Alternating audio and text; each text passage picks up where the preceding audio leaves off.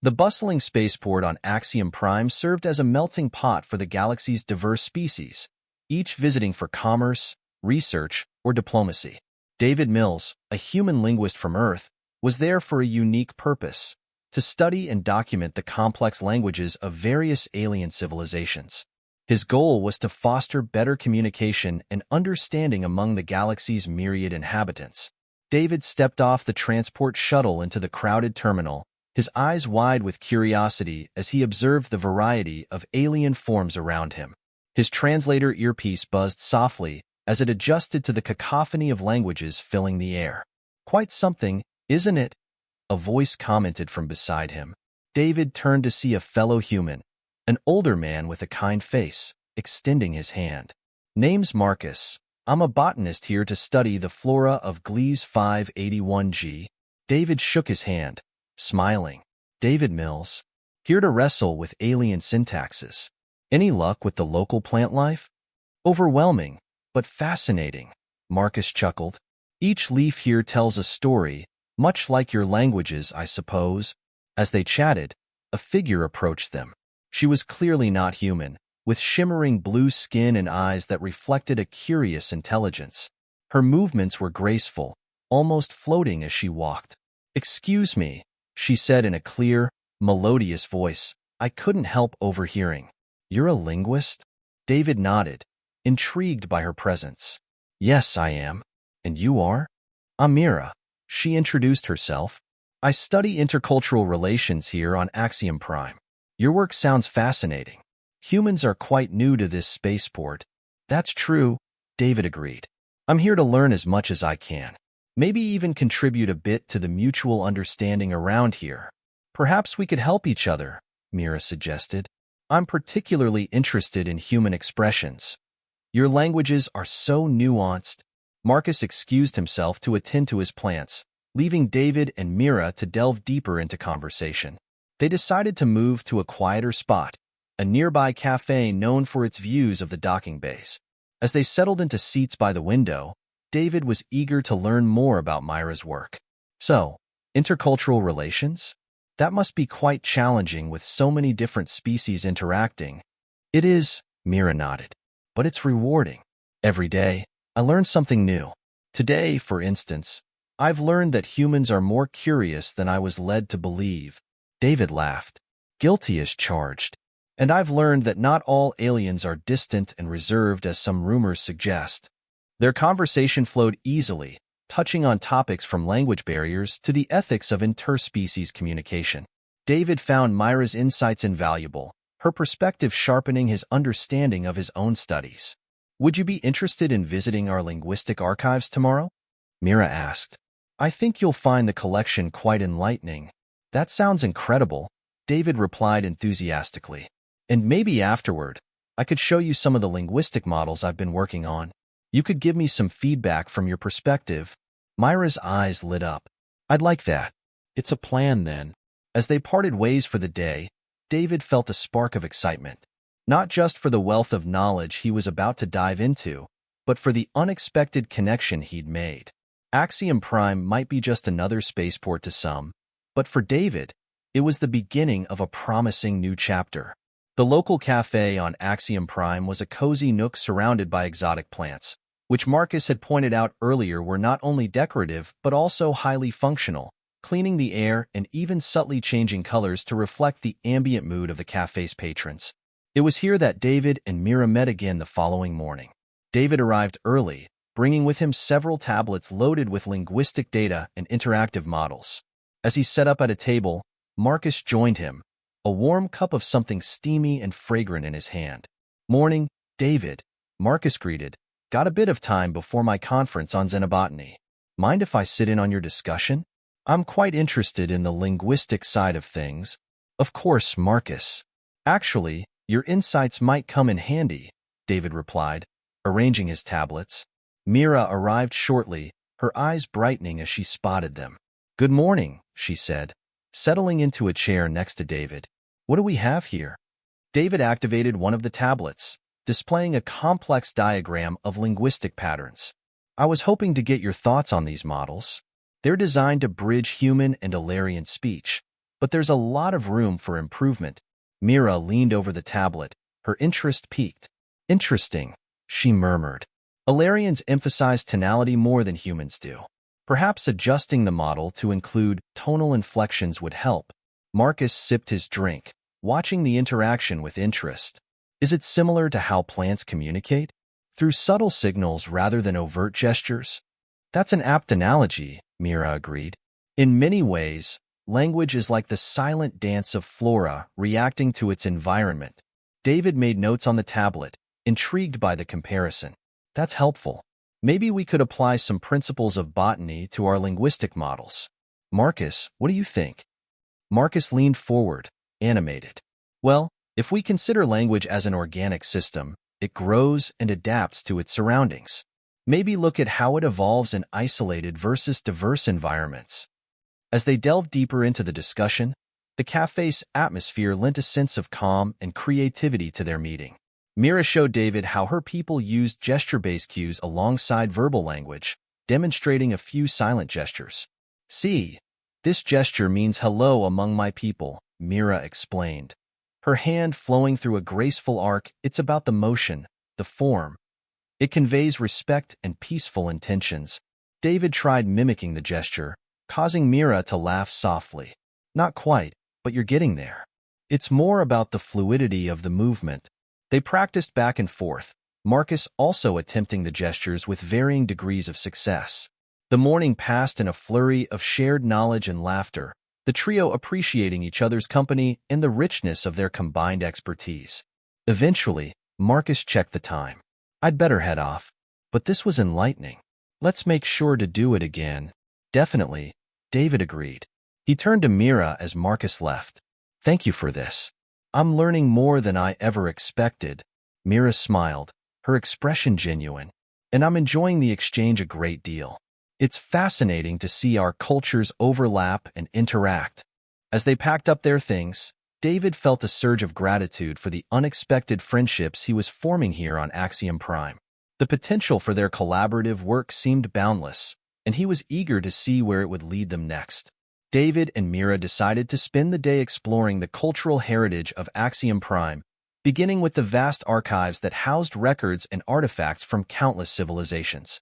Joining them was Dr. Henry Lau, an anthropologist specializing in alien cultures, who had heard about their project and was eager to contribute.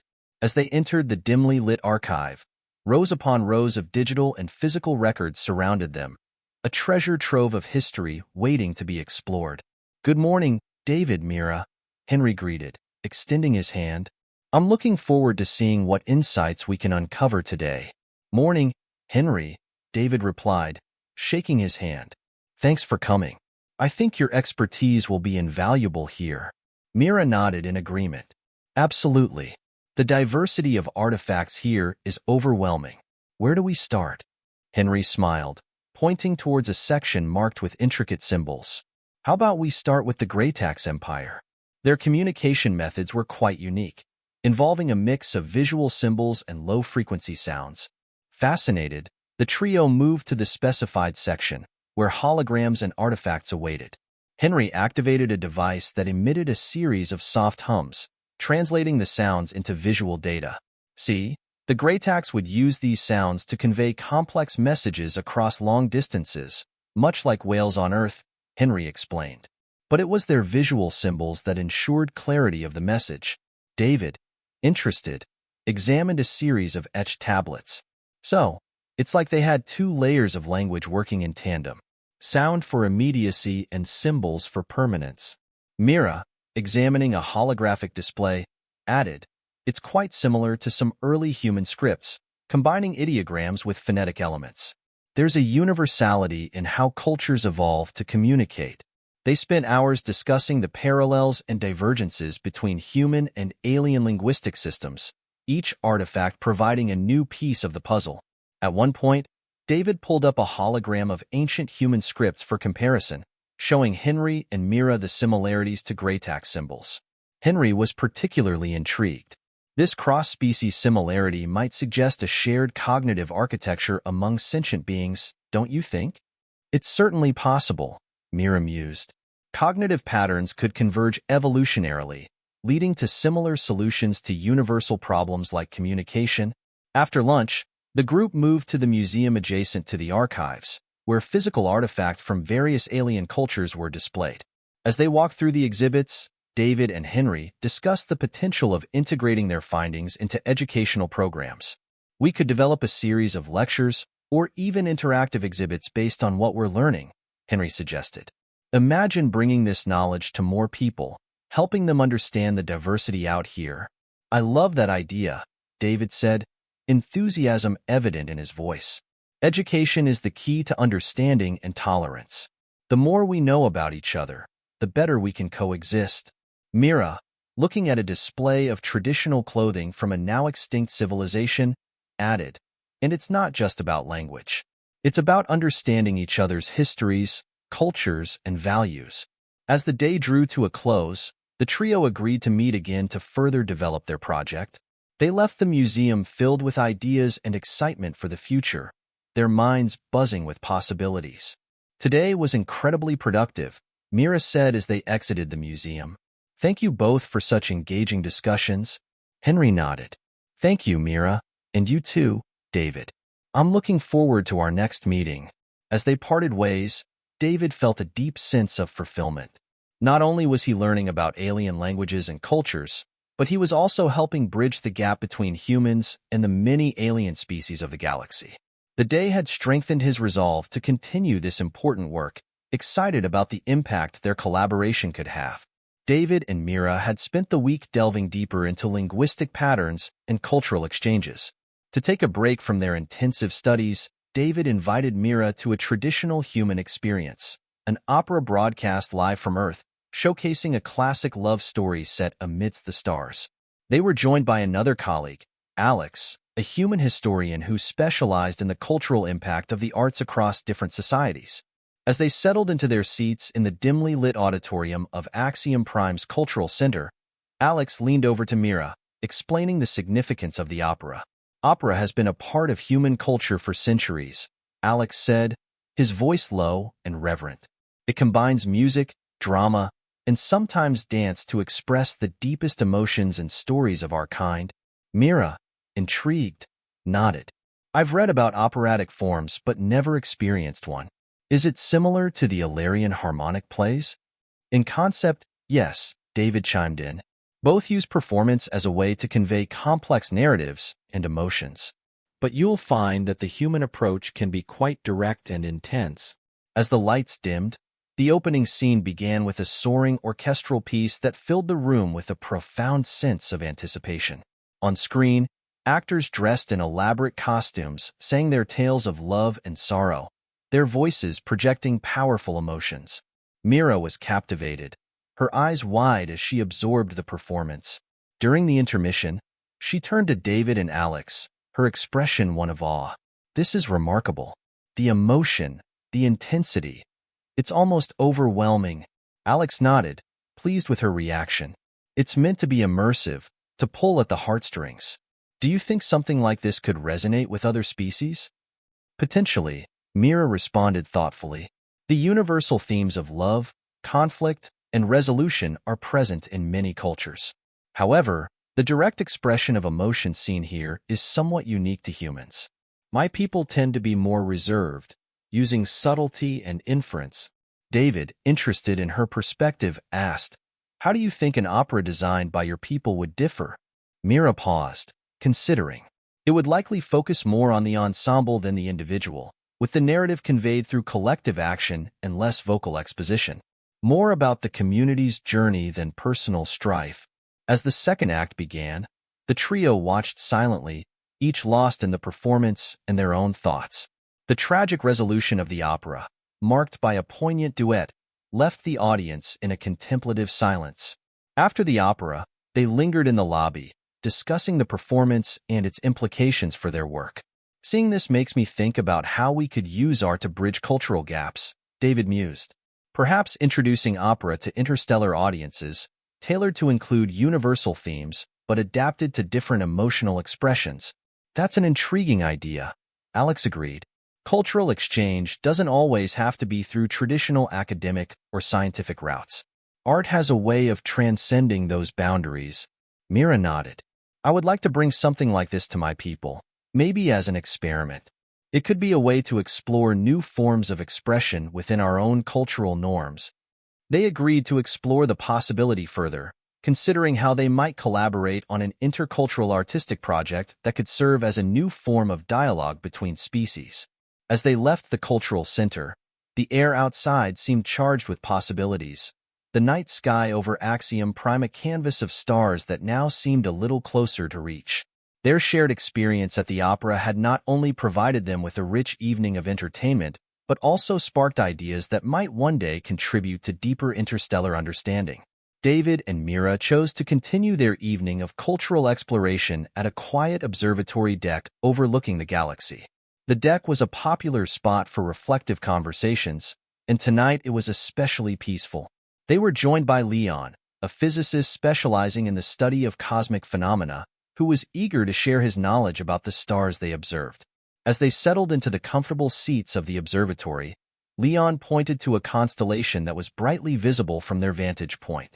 That's the Cygnus constellation, Leon explained, his voice filled with enthusiasm. It includes one of the brightest stars visible from Earth, known as Deneb. It's been a point of navigation for centuries. Mira listened intently, her gaze following his gestures. In my culture, we have a similar star system used for guidance.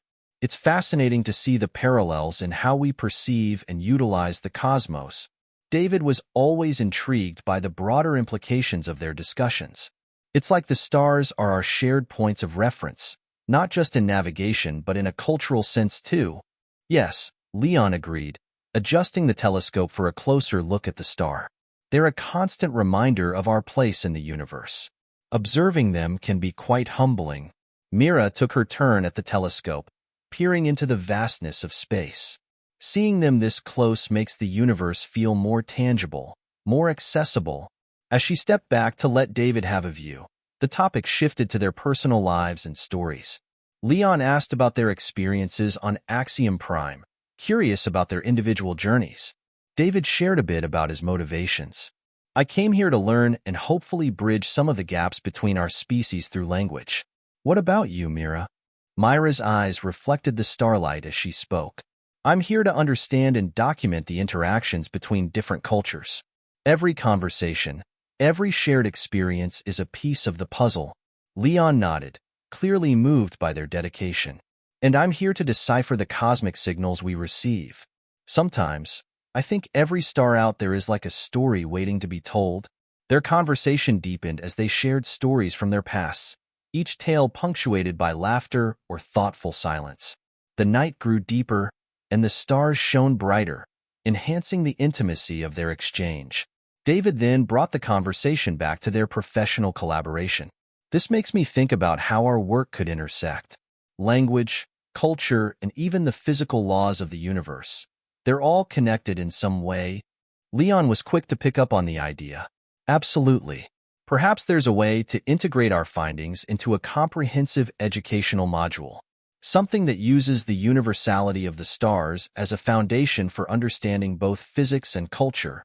Mira was enthusiastic. I love that concept. It could be a way to illustrate not just how different we are, but how similar we can be. The stars above us are the same, no matter where we come from. They decided to meet again to develop this idea further, considering ways to combine their expertise into a project that could benefit the broader community of Axiom Prime and beyond. As the evening ended, they walked back from the observatory deck with a sense of accomplishment and anticipation. The night had not only provided them with a beautiful backdrop, but had also sparked a potential collaboration that could bridge the stars and stories of their very different worlds. The following evening, David was invited to Myra's apartment, a cozy space filled with objects and artifacts from her homeworld, each one with a story of its own. David had brought some of his favorite items as well, a couple of books, an antique compass, and a small model of Earth's moon. He was greeted warmly by Mira, who had clearly made an effort to create a welcoming atmosphere, lighting dim and soft, the faint hum of unfamiliar yet soothing music in the background. As he looked around, David noticed a glass case filled with delicate, intricate stones that seemed to shimmer in layers of color. Mira noticed his interest and gestured toward them. These are spirit stones, she explained, smiling. They're considered sacred in my culture. We believe each one holds a memory or essence of an ancestor. David leaned in to get a closer look, fascinated. They're beautiful. Do you keep them as a way to connect with your past? Mira nodded, a gentle warmth in her eyes. Yes, and as a reminder of who we are. We honor our ancestors by keeping a piece of them close, almost like having a conversation with the past. He picked up the small model of the moon he'd brought. I guess, in a way, humans do the same. This may just be a replica, but the moon has inspired countless stories and even guided travelers. It's like our own spirit stone in a way, a piece of earth that connects us. Mira touched the model reverently, her fingers brushing his as she took it. It's strange to think that the same object can mean so much to different beings. Your people look up at the moon, just as mine look to our spirit stones. David held her gaze, feeling the connection between them deepen. I think the more we explore these similarities, the closer we understand each other, he said softly. Their conversation drifted toward lighter topics, each one learning more about the other's likes and quirks. David laughed as Mira explained the traditional Illyrian dance that every child learned, which involved a series of complex hand movements. I can't believe you had to memorize all that, David said, laughing. Humans just kind of go with the flow when it comes to dancing. Mira chuckled, her laugh soft and genuine. Well, maybe you'll have to show me your way someday. He grinned, the thought of dancing with her suddenly very appealing. I'd be happy to. I think we'd both get a laugh out of it. As the evening wore on, the room felt warmer, the distance between them closing with each story and shared memory. Eventually, David found himself reaching out, his hand brushing hers in a small but unmistakable gesture. Mira didn't pull away. Instead, her hand rested gently on his, fingers curling slightly in acknowledgement. Human, you are doing it so fast, she whispered, almost breathless, her voice a mixture of surprise and wonder. Please, don't stop. David smiled, his fingers gently tracing hers as the connection between them solidified. No words needed. They had reached an understanding beyond language, a feeling of shared curiosity and warmth that bridged the space between their worlds. The next day, David and Mira met at a quiet, secluded garden on the edge of the spaceport. Surrounded by soft, alien flora and the calming sounds of distant water features, they found a bench shaded by a broad, leaf-like canopy that provided privacy and peace. As they sat together, Mira looked thoughtfully at the greenery around them, her face marked by a trace of hesitation. David, I feel conflicted about something, she began, her voice barely above a whisper.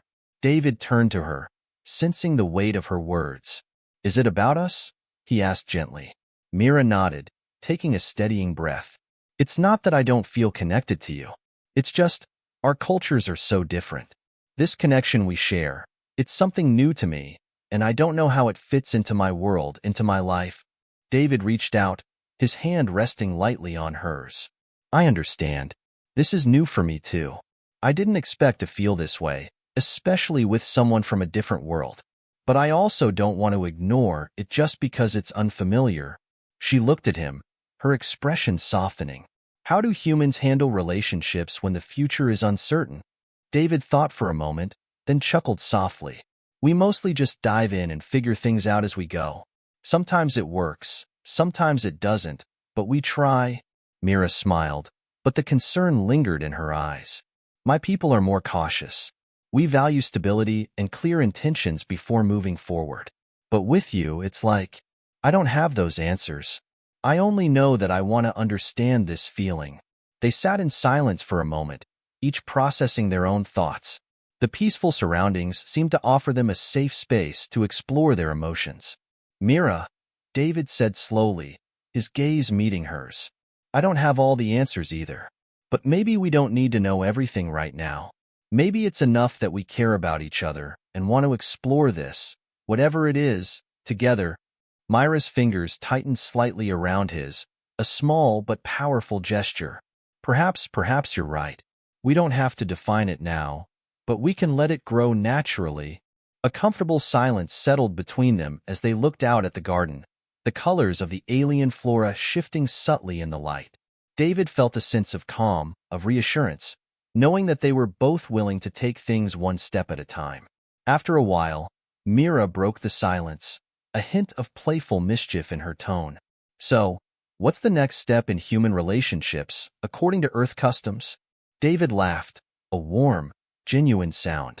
Well, usually there's dinner, maybe a few more outings, and then, if all goes well, maybe a dance or two. Myra's eyes sparkled. I still haven't seen this human dance you mentioned. Then it's a plan, David replied, his voice filled with warmth. A human-style evening, just for us. They stayed a little longer in the garden, watching the alien plants sway gently in the breeze, each feeling a little lighter, a little more certain. They might not have all the answers, but for now, they had each other, and that was enough. David had gone all out, arranging a traditional Earth-style evening for Mira in a small, cozy restaurant that specialized in human cuisine. The low lighting, soft music, and inviting aroma of Earth spices filled the air. Mira looked around, taking in the atmosphere with a curious smile. This feels different from anywhere I've been, Mira commented as they settled into their seats. She glanced around, noting the gentle glow of candlelight and the warm, rustic decor. Humans certainly know how to create a mood. David grinned. Well, a part of human culture is about setting the scene, creating an environment where people can connect, talk, and, if the mood strikes, dance. He poured them each a glass of wine, a rich red that David thought Mira might enjoy based on their past conversations about flavors and spices. Mira took a small sip, her eyes widening slightly as she tasted it. This is fascinating, she said, savoring the flavor. Sweet, but with a hint of something I can't quite place. Is this a typical part of human gatherings? David nodded, smiling as he watched her reaction. It's pretty common, especially for evenings like this. It helps people relax, get comfortable. Think of it as a way to share a moment. As they moved through their meal, Mira seemed to grow more at ease, laughing at David's stories from Earth and sharing some of her own memories. They were tales of her family, of festivals on her home planet, where colorful lights illuminated the night and people exchanged small gestures of appreciation. A tradition she said was surprisingly similar to human customs. After dessert, David stood, holding out his hand with a warm, inviting smile. Would you like to try that human dance I promised? Myra's eyes lit up, and she took his hand, letting him guide her to an open space near their table. Soft music played, a gentle rhythm that David moved to with practiced ease. Mira watched him, a little hesitant at first, but soon following his lead, mimicking his steps and laughing at their small stumbles. As they danced, Mira looked up at him, her face softened by the candlelight. David, I've never felt this connected to anyone before. Everything here, with you, feels both strange and right. David pulled her a little closer, his gaze steady. Mira, I know this is new for both of us. And maybe we don't know exactly where it's going, but I want to keep exploring this with you. Mira hesitated, her eyes searching his. You humans certainly do everything so fast, she murmured, then smiled, repeating with a warmth in her voice, please, don't stop.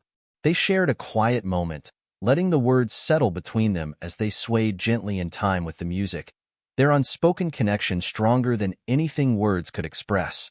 As the evening drew to a close, David walked Mira back to her quarters, their hands intertwined. Standing at her door, he paused, a soft smile playing on his lips. So, when do we start planning that next cultural exchange? Mira laughed softly, a sound filled with affection and warmth. How about tomorrow? There's so much I still want to learn. And now, I'm starting to think that maybe I'd like to learn it with you. David nodded, his eyes filled with understanding. Tomorrow, then. As he turned to leave, Mira held onto his hand just a little longer, a silent promise hanging in the air. They both knew that this was only the beginning of something that neither culture nor distance could fully define, but it was enough. For now, they had each other, and that was all that mattered.